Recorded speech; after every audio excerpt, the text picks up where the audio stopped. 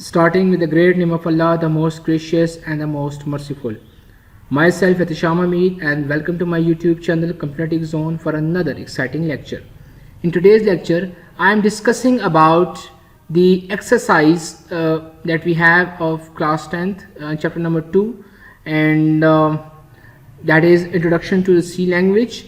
And here the question number 7 is, what is a header file? So header files is basically these are the text files that we use in our source code. So these header files are the files that contains the function declaration and a macro definition that we use from our C built-in library functions. So in order to include that header file into your program, you need to include hash include, and that is a preprocessor directive that must be introduced into your source file. So what is the representation of the header file? How will you come to know that this is a header file or not? So header file will have an extension that is .h. So point h is the extension of a header file. So header files is basically the files that contains the functions, the built-in functions that we going to introduce in our source file. So in order to call that functions, we write the header file. So we have a few examples, we have a few examples of header file. So that are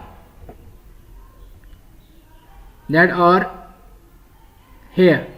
Now two important header files that we use in our C language. Specifically, we mostly use it every time, that is hash include stdio.h. stdio.h means this is a hash include is a preprocessor directive, and stdio means std means standard, I mean input, and o mean output. So this is a header file that is named as stdio in standard input output header file. So when you're going to introduce your program functions like printf, scanf, the printf is used to to write an output, and scanf is used for input. So these input and output functions like printf and scanf is introduced in stdio.h.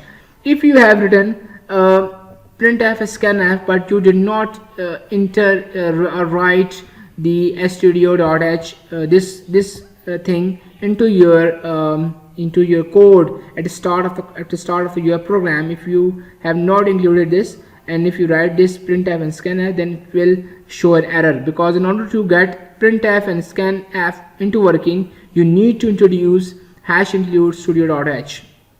The other example is conio.h. hash include conio.h. Conio means console input and output, and in this case the getch and clear screen functions are used. So in order to introduce the getch function or clear screen functions, you must enter hash include conio.h. So these are the two important header files that we use in our C language, and you know that it is header files are basically your extension of .h, and these are the files having a built-in functions, and that functions will be introduced into your main code, and in order to call that function, you need to introduce these two header files into your C programming code at the start of your program before main function. And so that's all for today. If you like this video, share it. If you have any questions, you can ask in a comment section. I will definitely respond there. And if you have not subscribed to my channel, you can subscribe it and click on the bell icon so that you can get more videos. Thank you and have a great day.